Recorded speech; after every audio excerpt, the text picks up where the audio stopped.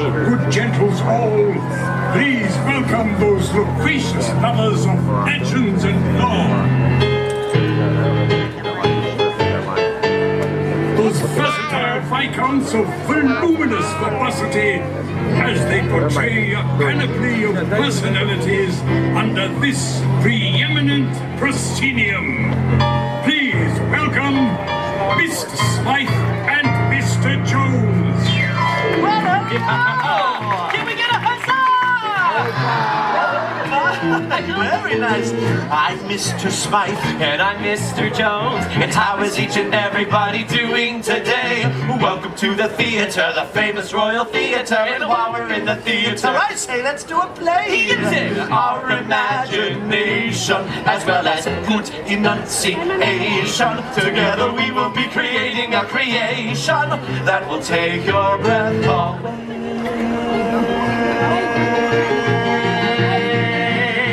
For all the world is a stage, my friend. Attend and hark if you've an ear to lend. We're gonna tell a tale with once upon a time at the start, and there's a happily ever after at the end. Say, Mr. Smythe. Yes, Mr. Jones? What story shall we players play today?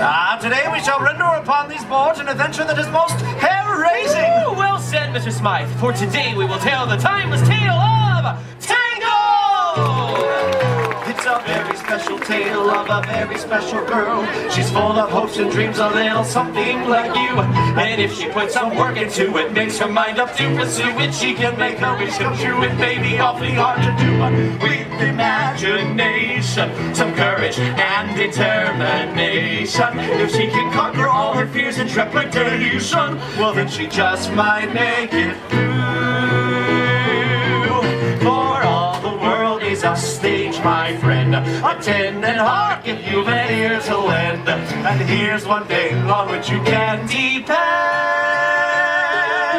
We're gonna make a little magic if you all do your part. We will create a little chronicle of courage and heart. We're gonna tell a tale with once upon a time at the start, and there's a happily ever after at the end. Happily ever after at the end.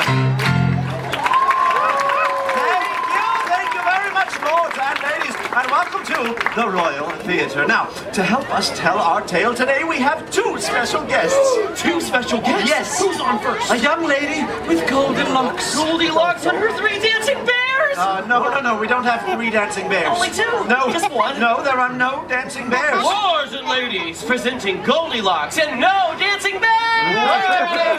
Wait. The dancing bears, there's a papa and a mama. No, we don't have any dancing bears or Goldilocks. But you said a young lady with golden locks. Yes, Rapunzel. Rapunzel doesn't have any dancing bears. No, she's our first guest. Our first guest? Yes. Who's on second? That is the question. I can hardly wait. Lords and ladies, it is time to give a warm welcome to our first royal guest, the one, the only, the one and only Rapunzel!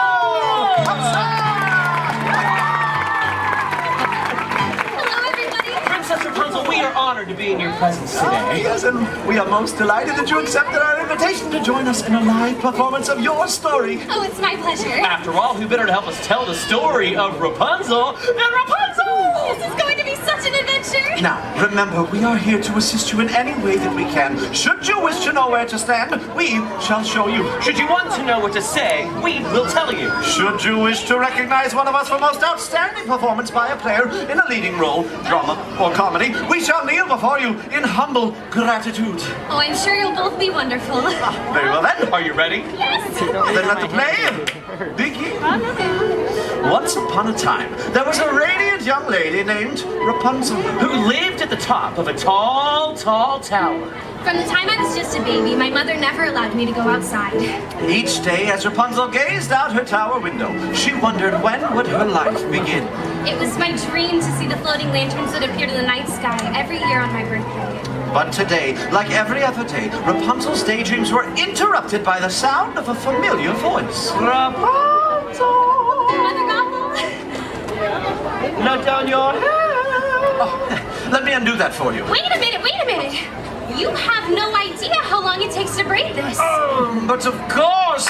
Stunt hair, please! Ooh, what's that? that is a theatrical representation of your hair. Oh, I love the theater! Rapunzel, I'm waiting. Happy letter! Obediently, Rapunzel let down her hair so that Mother Gothel could easily ascend the steep tower wall. Apple, dearie? Thank you. It should be noted by all in attendance that Mother Gothel was not Rapunzel's real mother. That's right. I was kidnapped by Mother Gothel when I was just a baby. And why was Rapunzel kidnapped? Oh! Mr. Jones! Because of her magic hair! Yes! Which keeps Mother Gothel. The fairy something more! Oh, hi! Oh, 3D! Oh, Rapunzel. Oh. Princess, yes. Oh, Rapunzel. Mommy's feeling a bit run down. Oh, why don't you let me brush your hair while Mr. Smythe sings your magic song? Whenever I sang the magic song, my hair began to shimmer and glow. And when it glowed, it kept Mother Gothel young with its special healing powers. Bring back what once was mine. As Gothel brushed the enchanted hair, the years melted away. Oh, like sands to the hourglass, thus were the days of our lives. Thank you, my dear. Oh, Princess? thank you, my dear. Now, get me my mirror.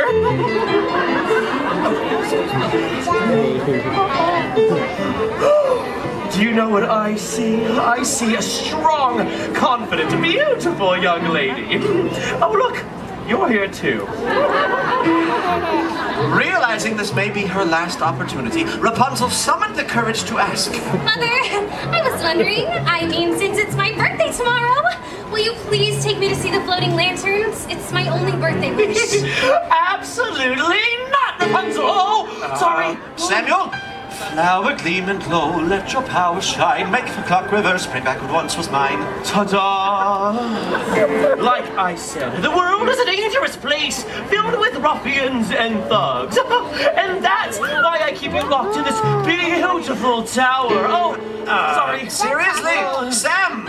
Flower glow, power shine, clock reverse, mine. Ta-da! For your own safety, my dear. You will never, ever, ever, ever, ever leave this tower, ever! Oh! Trust me, Rapunzel. Mama knows best. Rapunzel was determined to see the floating lanterns, so she did what any imprisoned 18-year-old girl would do. She packed up a frying pan and headed for the window. Looking down, Rapunzel spotted a young man climbing the tower. A stranger! And as the young man hauled himself up into her tower room... Lords and ladies, a hearty huzzah for Flynn Rider! Quickly, Rapunzel did what any imprisoned 18-year-old girl who had just knocked out a climbing stranger would do. After that, she went through the stranger's belongings, found a royal crown, and hid it. Now surely I can convince him to take me to see the floating lanterns. What Rapunzel didn't know was that the crown was stolen! Flynn was a wanted man. Look, Blondie, there's no way that I will ever take you to see those floating... Oh, okay. I'll take you to see the lanterns. Anything to get that crown back. And so Rapunzel let down her hair. And down the tower they climbed. Okay, well, this isn't weird. Climbing down hair. As they climbed down the stone wall, the stranger introduced himself as Flynn. Flynn Rider. And before they could say, Holy hairbrush, Flynn! their feet were on solid ground and they were off running on their new adventure. I can't believe I did this! This is so fun! I just hope we don't run into any ruffians or thugs. Hoping to end this adventure as quickly as possible, And avoid being arrested by the royal guards, Flynn said. Hey, you hungry? I know a great place for lunch. And thus he led the way to the Snuggly Duckling Tavern. which as it turns out, was filled with ruffians and thugs. Hello! Oh, yeah, look at this bunch. Now this is a mean-looking bunch of ruffians and thugs. Oh, look at that guy. Never trust anybody with a mustache, especially a milk mustache. Oh, and don't be fooled by these princesses in disguise here. Saw them on the kingdom's most wanted list. You know, I think it would be a whole lot better if we just turned around and got you back home. What do you say, Blondie? Let's head back to that tower and get that crown, okay? Excuse me, are you Flynn Rider? Do I look like Flynn Rider? What do you think? Does he look like Flynn Rider? Fair enough.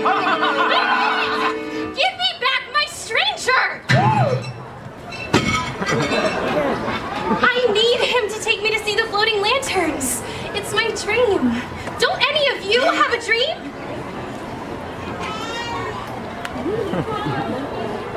I had a dream once. I've got a dream. I've got a dream. See, I ain't as cruel and vicious as I seem.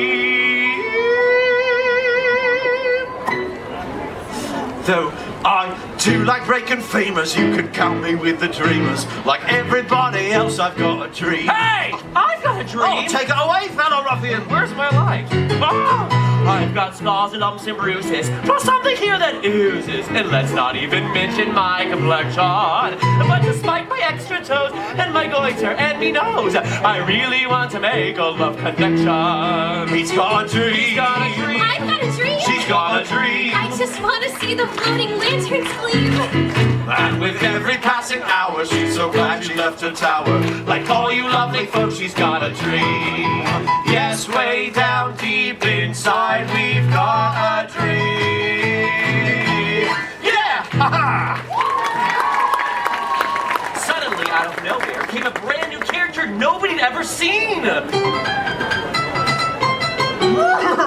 Oh, well, I've seen him. That's Maximus, a horse of the Royal Guard. He's after me.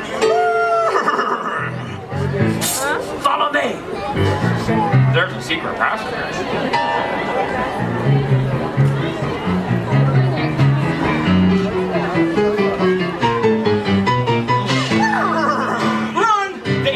Maximus through a twisting, turning cave. Until at last we broke out into the sunlight, only to realize... Look out! We were standing on the edge of a precipitous cliff. A towering reservoir on one side. A deep chasm on the other. Thinking quickly, Rapunzel tossed her hair across the chasm. Flynn, follow That's me! on. But it was too late. Flynn was trapped, and Maximus was on him, sword drawn. Seriously?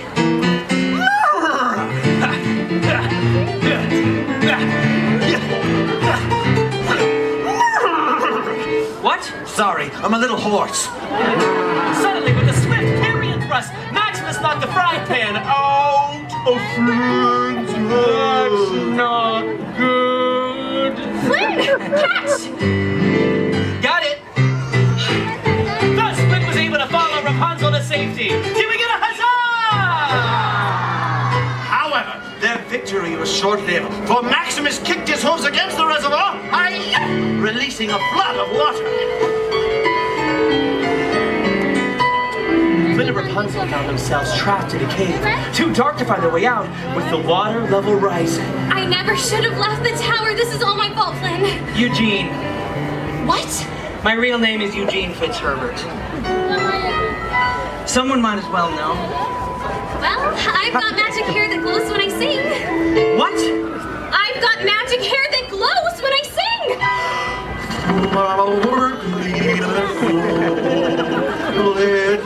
Rapunzel's hair illuminated the water with its magic light and led them out of the cave. Can we get a huzzah? Lords and ladies, the backside of water!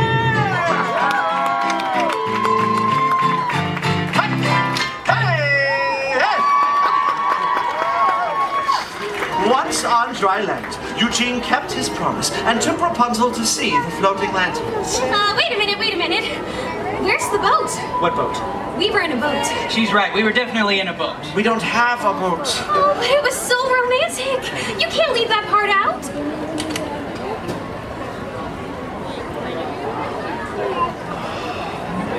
What is that? It's a theatrical representation of our boat. Oh, I love the theater. Every year on this day, the king and queen release the lanterns in honor of their lost daughter. They're so beautiful. As the sky filled with the lantern's warm glow, I realized I was falling in love.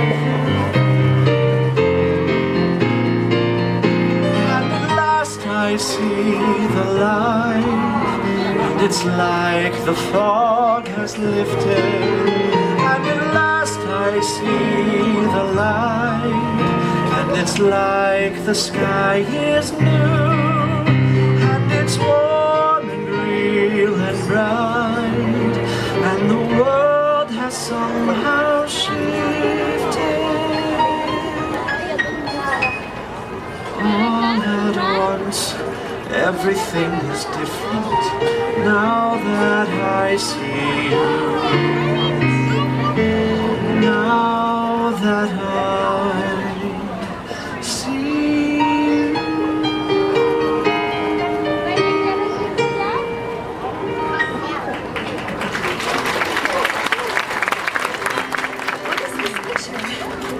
It's the symbol of the royal family, the king, the queen, and the missing princess. The missing princess. The missing princess! Eugene, I have to go!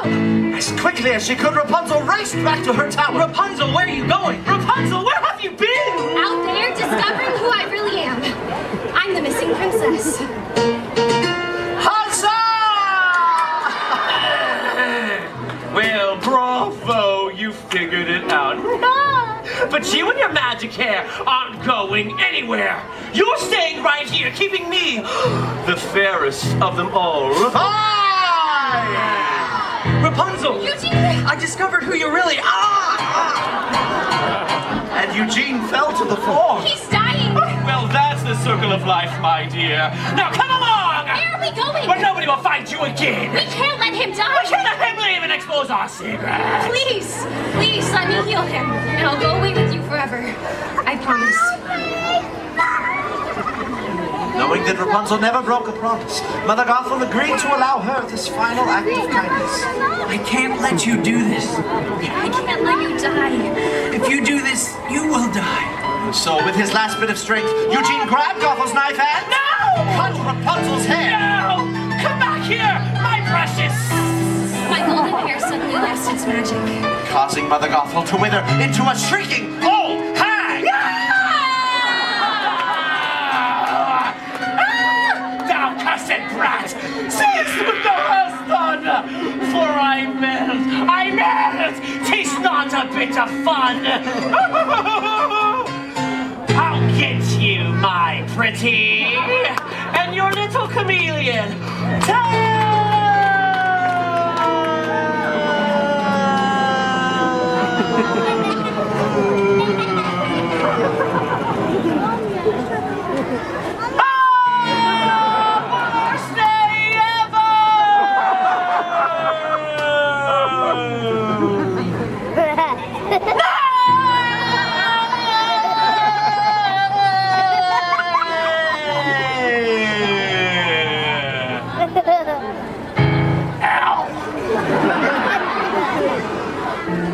Eugene, I see the light. Everything is different now that I see it. And with his final breath, Eugene uttered the words. You were my new dream.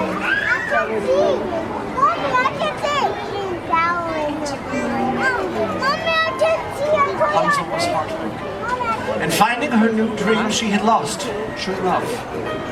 And all that remained was a single tear. That tear fell upon his cheek, and it began to glow. You see, the same magic that was in Rapunzel's hair was also present in this single teardrop. Its healing light flowed through Eugene and sprang forth, swirling about the tower room. And with that light came new life and new love. Huzzah! We returned to the kingdom and revealed Rapunzel as the missing princess. At which point, the king, Who in the queen? My real mother and father welcomed me with open arms. before too long, Rapunzel married Eugene. And Eugene married Rapunzel. And we all lived Happily ever after. Huzzah! Lords and ladies, a royal round of applause for Princess Rapunzel! And can we get a hearty huzzah for Flynn right on? And let's hear it for Sir Samuel of Morocco!